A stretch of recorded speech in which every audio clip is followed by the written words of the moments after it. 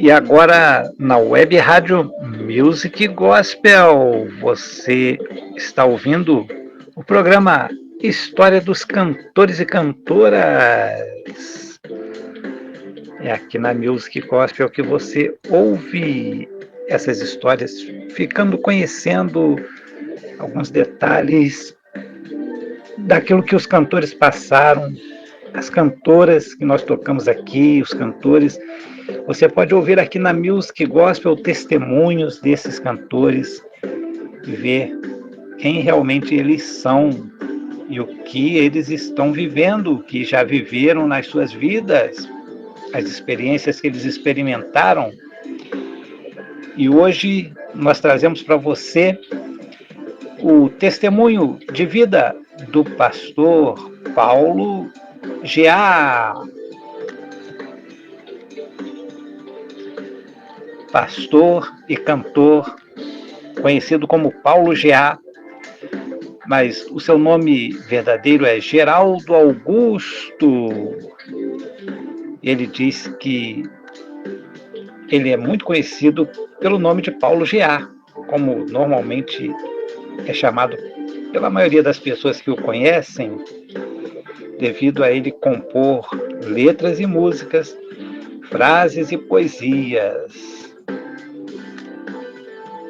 Ele conta aqui o seguinte, que ele nasceu em 1964, ele era filho do senhor José e dona Francisca, e o nascimento dele se deu no município de João Pinheiro, em Minas Gerais. À medida que ele foi crescendo, ele diz que sua família morava num lugar muito difícil.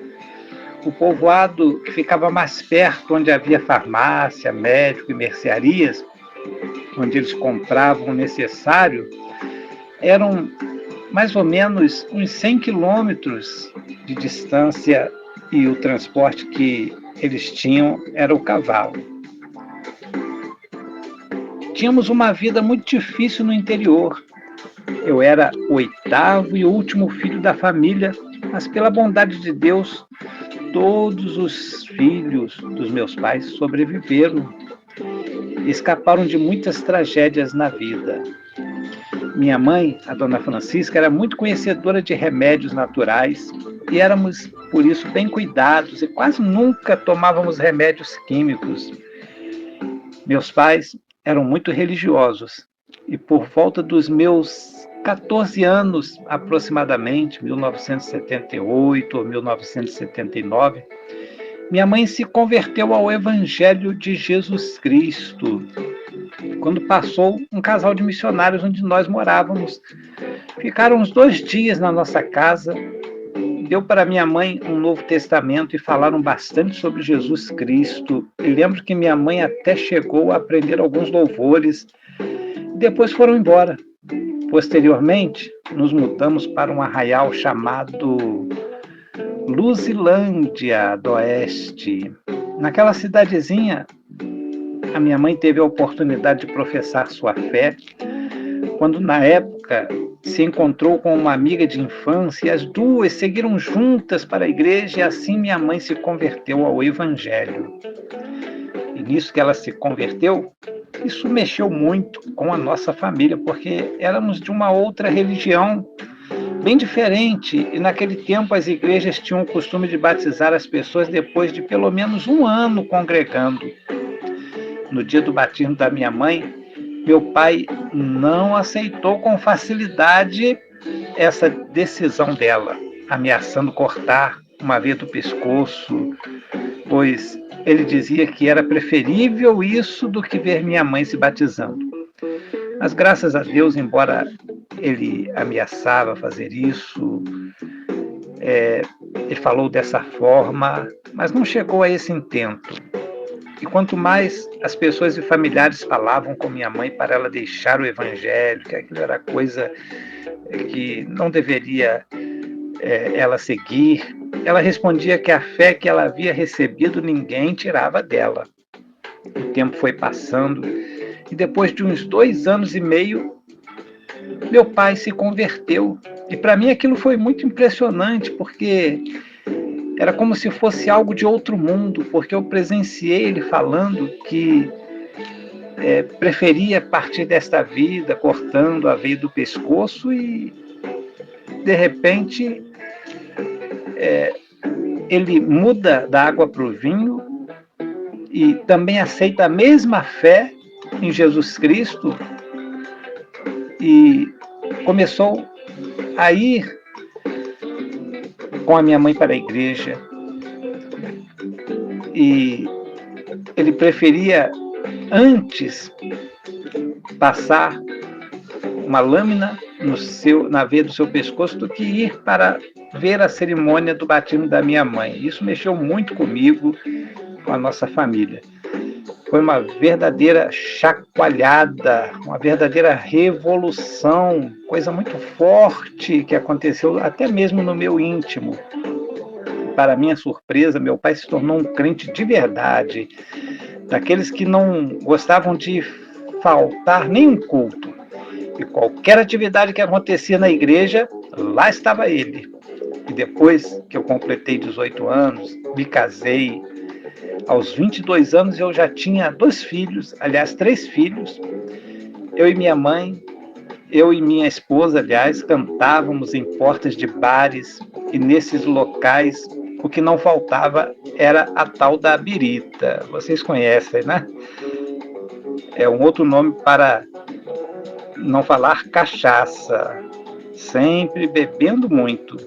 Nós vivíamos dessa forma.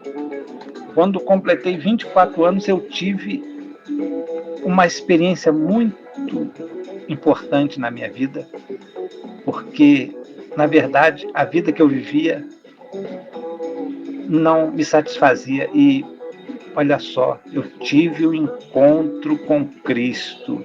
Eu já vinha lendo a Bíblia e pedindo a Deus um esclarecimento sobre a minha vida e sobre a fé. Nessa época eu trabalhava numa fazenda e lá pelas 2 horas da madrugada Deus me deu um sonho. E ao amanhecer, quando eu acordei, eu tive uma revelação daquele sonho e entendi como sendo algo sobrenatural. E nesse sonho eu recebi a resposta que eu tanto procurava, do que eu estava pedindo a Deus. E aquele sonho e revelação, eu tive ali um esclarecimento sobre questões de fé. E Deus me mostrou coisas maravilhosas neste sonho de que eu tinha que me decidir por crer em Jesus. A minha esposa, sem estar entendendo nada, um tanto incrédula e apreensiva, mas com muita insistência, minha mãe a convenceu de ir à igreja e foi a um culto. E lá, meio receosa, levantou a mão, recebeu a oração e, por certo, agora era a minha vez. E nessa ocasião eu resolvi, então, entregar a minha vida para Cristo. E de lá para cá, eu tenho um ministério pessoal, onde me dedico à música e canto junto com minha esposa. Na verdade, a maioria das vezes eu canto até mesmo sozinho. E agora temos uma vida transformada e mudada por Deus. Desde aquele ano de 1989, lá pelo mês de agosto. Por mais estranho que pareça, meu batismo foi rápido. Naquele tempo, as igrejas costumavam batizar as pessoas depois de bastante tempo de convertido. Do dia que eu apareci na igreja, depois de 15 dias, fui batizado. E nesse intermédio de dias, eu conversei muito com o pastor e fazia muitas perguntas. E ele me perguntava muitas coisas e foi uma verdadeira imersão de conhecimento preparatório para o batismo e para a minha vida de fé. E então, naquele mesmo ano de 1989, fui resgatado por Jesus. E lembro que procurei trabalhar muito na igreja. Depois de uns 30 dias após meu batismo, já trabalhava e me envolvia nas atividades da igreja. E de lá para cá, não parei de cooperar, porque eu queria me dedicar e trabalhar na obra de Deus. Eu procurei um templo e comecei a procurar meios de ter mais conhecimento. Estudei e fiz alguns cursos bíblicos, desses cursos rápidos, e fiz um curso teológico com o pastor Anselmo Silvestre, de saudosa memória, e o diretor do seminário também de saudosa memória, Major Nicodemos, homem de grande conhecimento. e ele criou a Escola de Teologia no Templo Central, em Belo Horizonte. E, na época, conseguiu fazer um curso que, na verdade, era um esclarecimento doutrinário apenas, mas era o que tinha de melhor, mas era muito objetivo, com algumas matérias teológicas bem explicadas e resumidas. E isso me ajudou porque me incentivou a buscar mais conhecimento. Estamos, então, desde então, servindo ao Senhor. E se chegar ao final de 2025, em 10 de dezembro, completarei mais um ano, 61 anos de vida. Eu amo trabalhar para Jesus e louvar a Deus. Nesses anos, eu já estive em tempo integral, 25 anos pastoreando uma igreja, sem contar os anos de preparo para a obra. Graças a Deus, eu e minha família servimos ao Senhor. Tenho 3 netos, tive 3 filhos, mas o mais novo o Senhor o tomou em um acidente e não se encontra em nosso meio. Resumidamente, esta é a minha história e relato da minha vida, da história da minha vida, do seu amigo Paulo Gia, ou Geraldo Augusto. Certamente foi com muitas lutas, muitas provações, mas em tudo, meu alvo sempre foi olhar para Jesus, autor e consumador da nossa fé, e posso dizer que até aqui nos ajudou o Senhor. Quero deixar para você uma palavra de fé. Se você está meio desanimado, com os problemas se avolumando, não deixe que nada tire ou diminua a sua fé, porque a fé traz esperança, e se você enfraquecer na fé, você está trazendo um risco para a sua alma. Então não subestime as coisas de Deus, não brinque de ser servo, mas seja verdadeiro servo do Altíssimo. Deus não se preocupa com suas limitações, pois todos nós somos limitados. Não queira imitar ninguém, porque isso vai trazer inveja e isso te massacra, te arrebenta. Então, seja você mesmo, ainda que com falhas e limites, se aperfeiçoe. Ouça crianças, velhos, jovens, aceite bons conselhos de todos os bons corações. Certamente você estará aprendendo quando você ouve as pessoas sábias, sem querer ser igual a eles.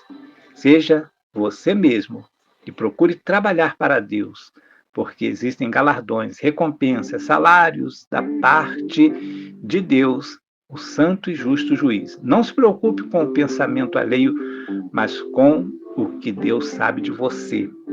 Se tiver alguma coisa para consertar na sua vida, conserte. Mude. Deixa Deus fazer a vontade dele na sua vida. Seja espontâneo, como diz o salmista. Dá-me um coração puro, quebrantado, voluntário. Seja assim, voluntário para Deus. Os problemas existem. Eu e muitos de nós enfrentamos diariamente problemas, mas o Senhor é nosso ajudador, nos fortifica, nos guarda, nos protege, mesmo que pareça não estar tudo indo muito bem. Você pode confiar em Deus, descansar. Certamente Ele está cuidando de você. Seja abençoado por Deus. Jesus é o caminho, a verdade e a vida, e ninguém vai ao Pai, vai a Jesus, a não ser pelo Pai. Deus te abençoe. Este é o testemunho do pastor e cantor Paulo Gia, ou Geraldo Augusto.